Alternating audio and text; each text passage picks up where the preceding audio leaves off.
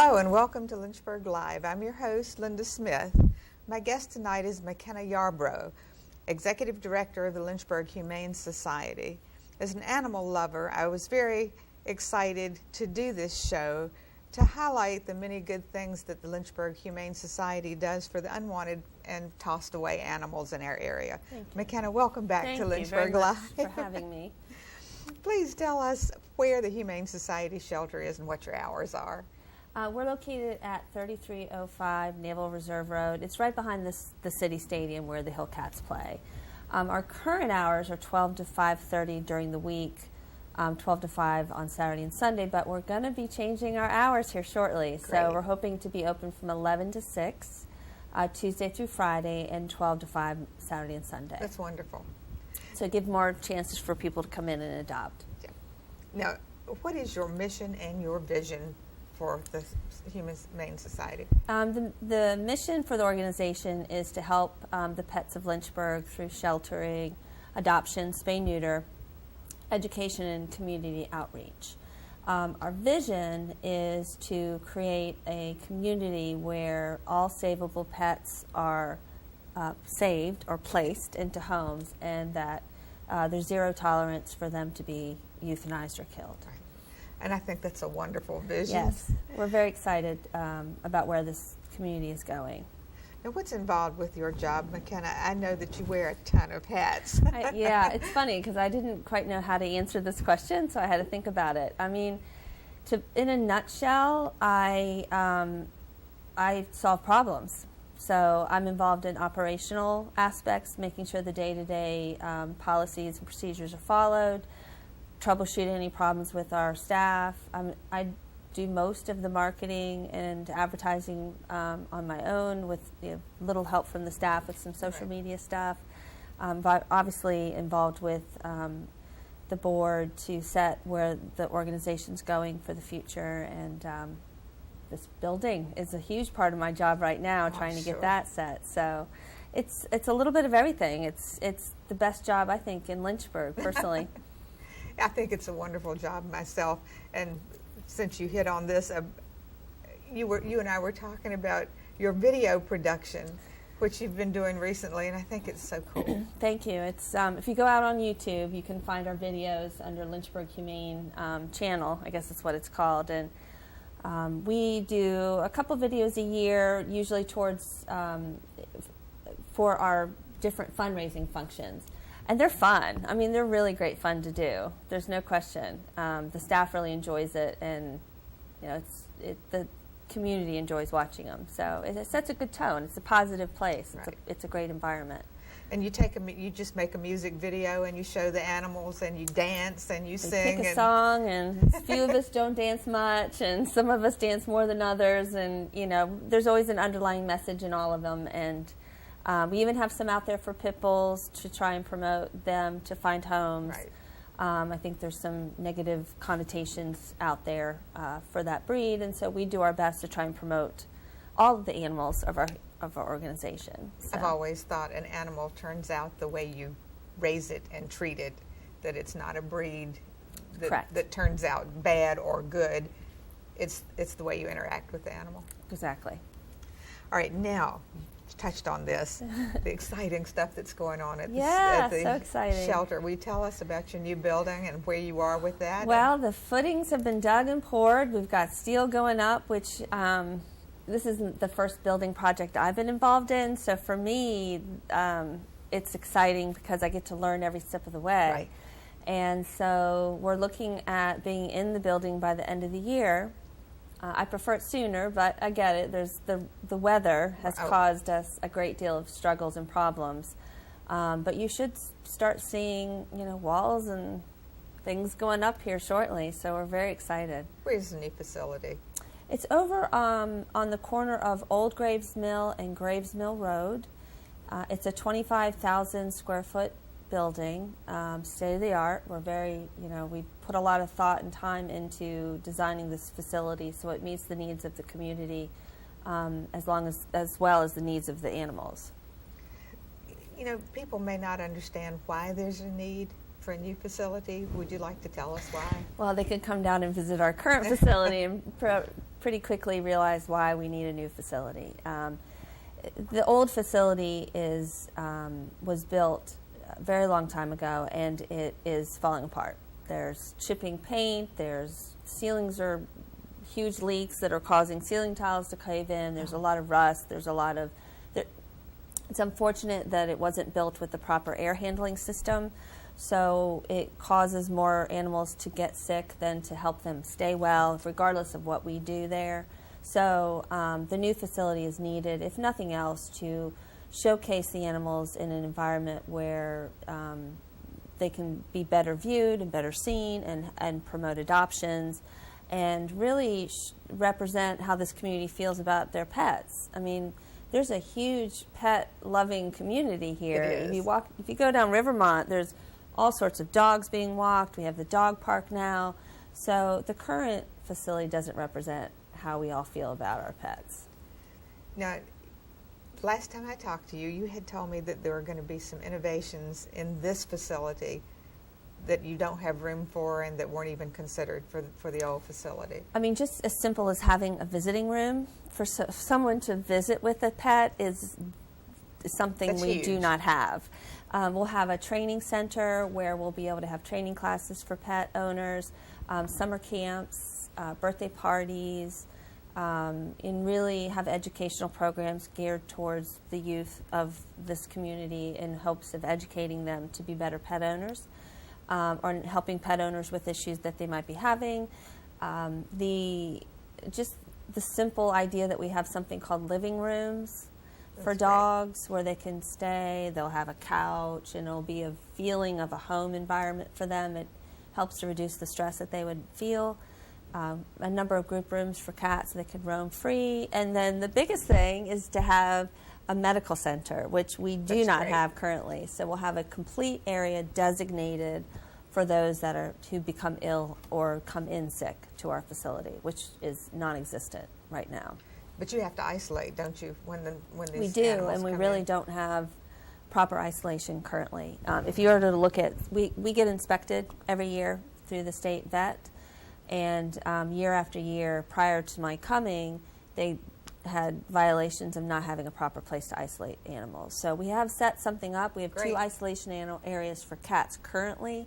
We really don't have much for dogs, so it's very difficult for us when a dog becomes ill. That's contagious. Right. So this is going to make a huge difference on keeping animals well and to help those that become sick or come in with needing treatment. What's the capacity of the new place?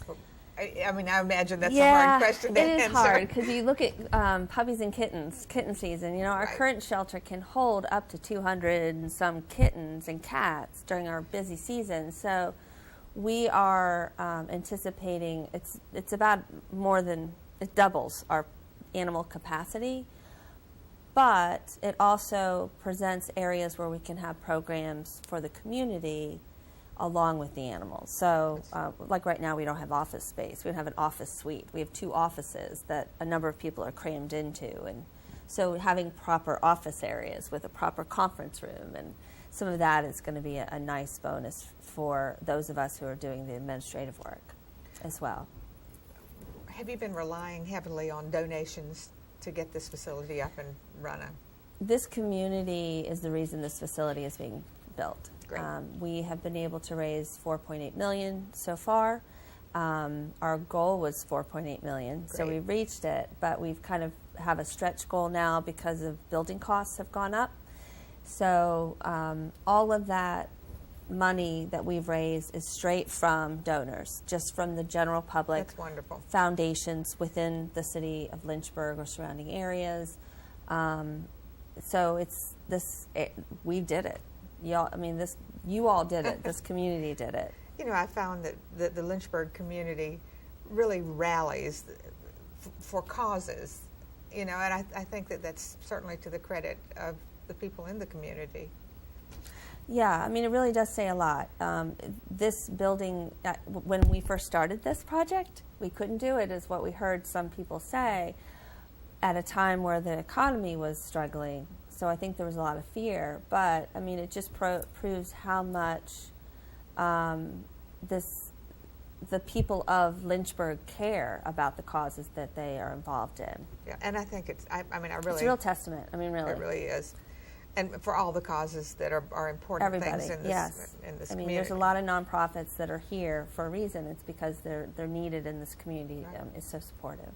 Now, you all do a lot of fundraising, too. Like, you just had Slobberfest. Yes, that was so much fun. Tell us about Slobberfest. So Slobberfest was an Olympic-style event, and it rained on us, unfortunately. Didn't it get rained? It did. It was misty and yucky most of the day, but we had it at the Roriton Club, the Boonesboro Roriton Club, that's a mouthful, over on Coffee Road, and they have this huge indoor area, so we were able to hold all of the events inside for the most part. There was wonderful. A few that were outside. Like, we have a Frisbee toss and a tennis ball toss.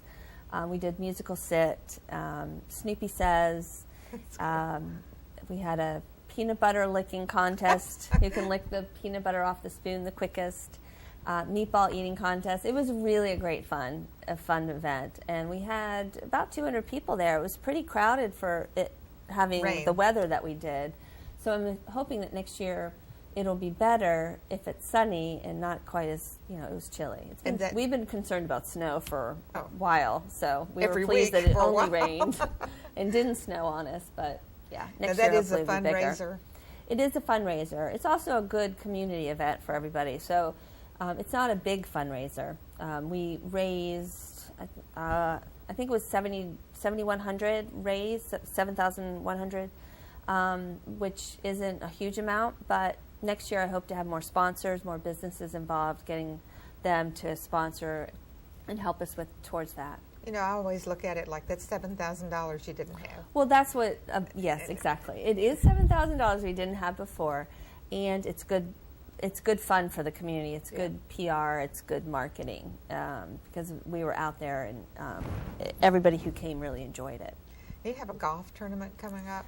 We do, and that is, it's the Billy Irby. Is that what it is? Billy Irby. Billy Irby's Memorial Golf Tournament. His brother is running this entire event, and he is an amazing man who's been a wonderful supporter of our organization for a while.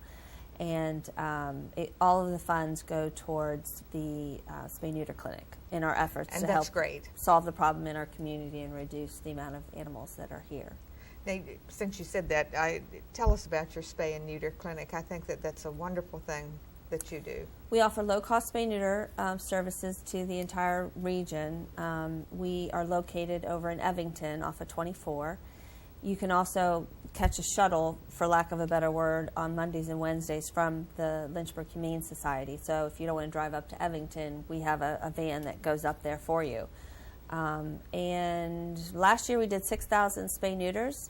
We're moving along pretty rapidly with doing as many as we can at a low cost. And in fact, January and February we were doing free pit bull spay and neuters. That's great. And free, all cats were free in the city of Lynchburg, just trying to reduce the amount of animals we have.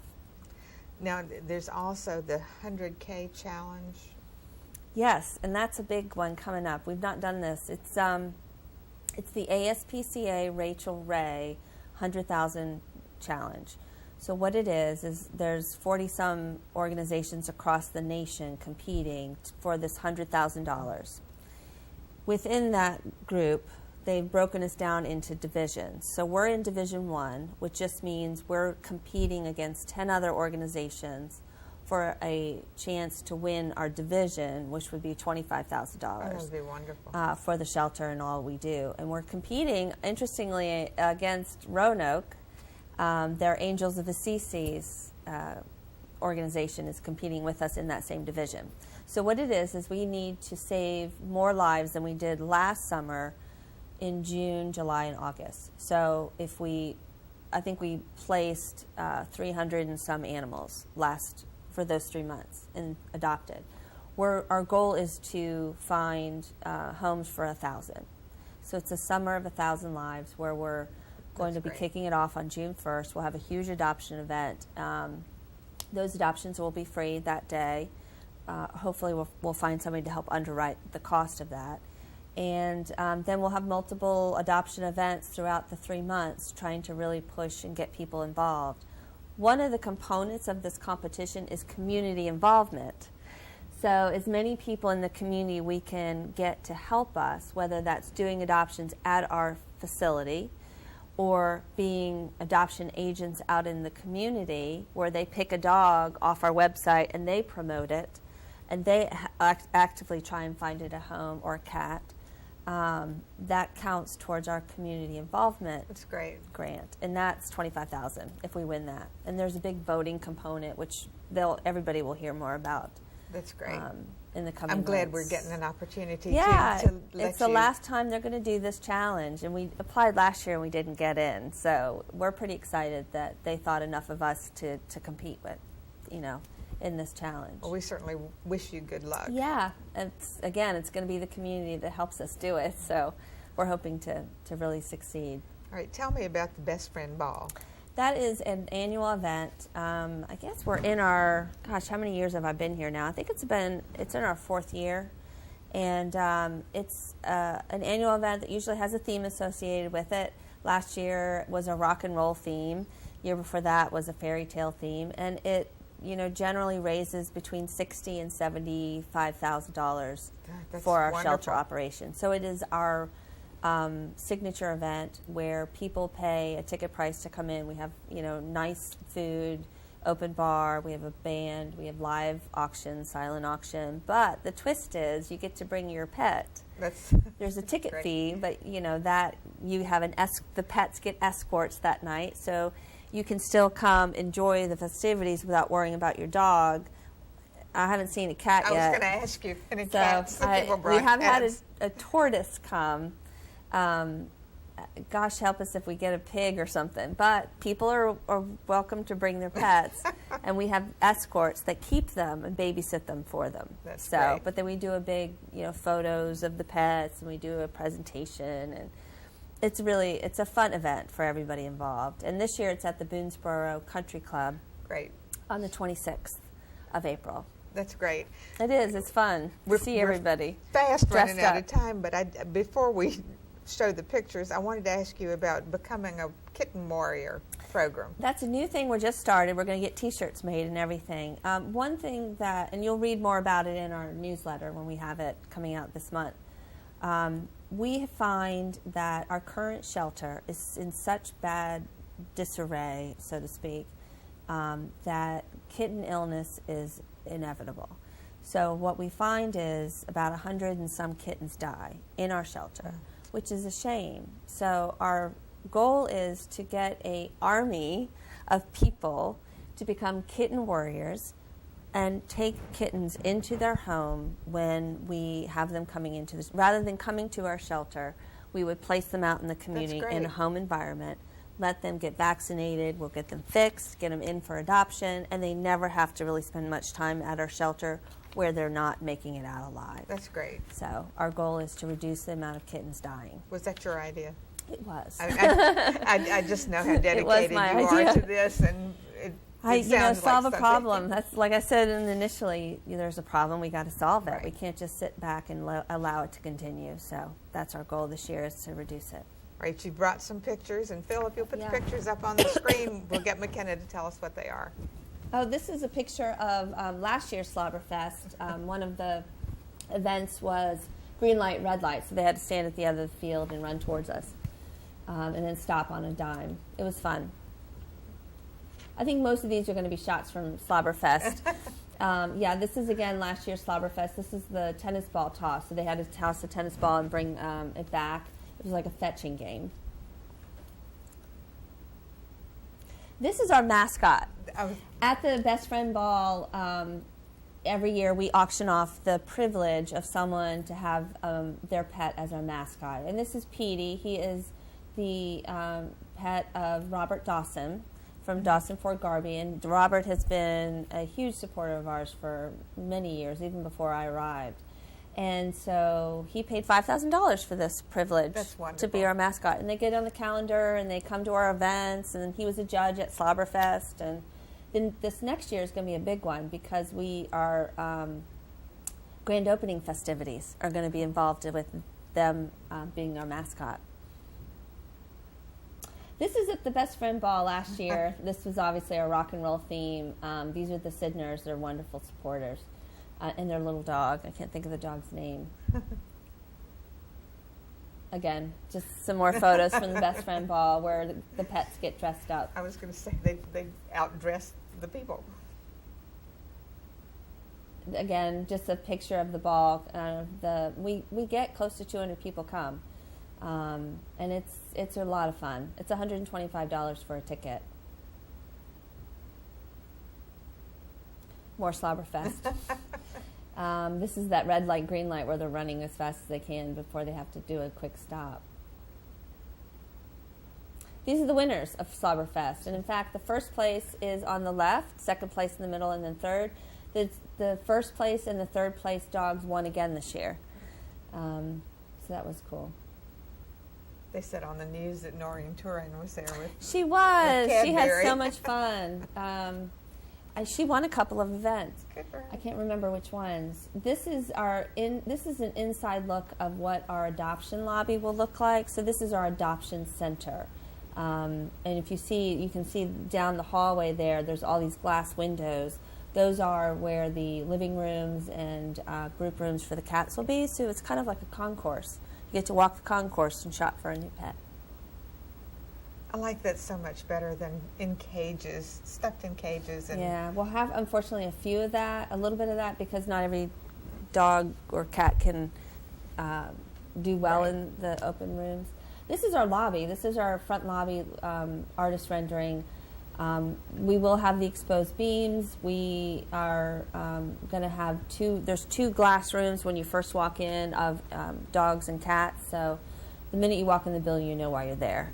And it has a nice, this is construction. This is, I wish I had been able to send the steel construction where they have the steel coming out of the ground. But yeah, this is the construction site. That's great. Yeah, it is. I'm so excited. It almost feels surreal to me, truthfully.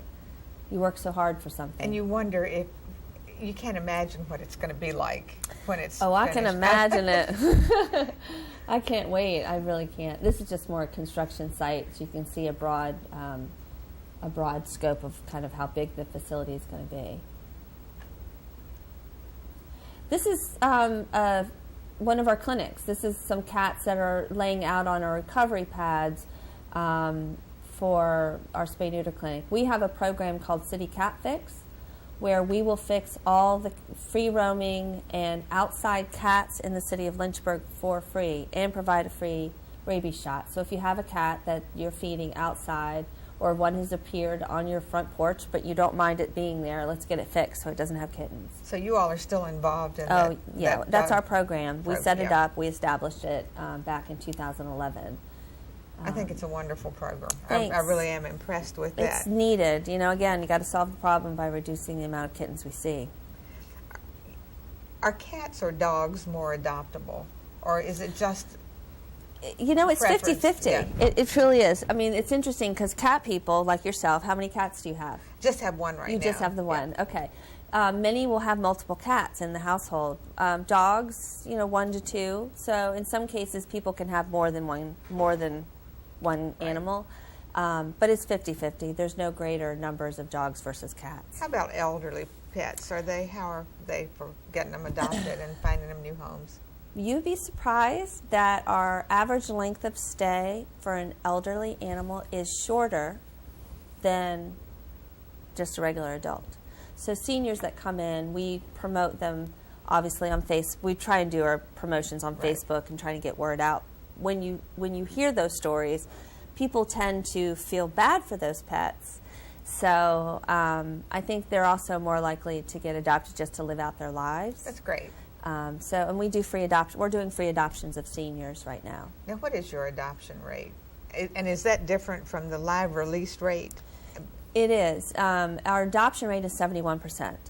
Our live release rate is 92%. So that's wonderful. And the reason there's a difference is because of that return to owner. So when a stray animal comes in and it is able to be reunited with the owner that lost him, that's about 16%, I think it is.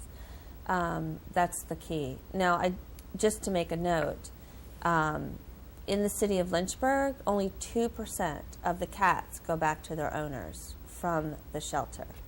So, if you're looking for your cat, come to the shelter. But if you find a cat on your property, the best thing to do is allow it the opportunity to go home.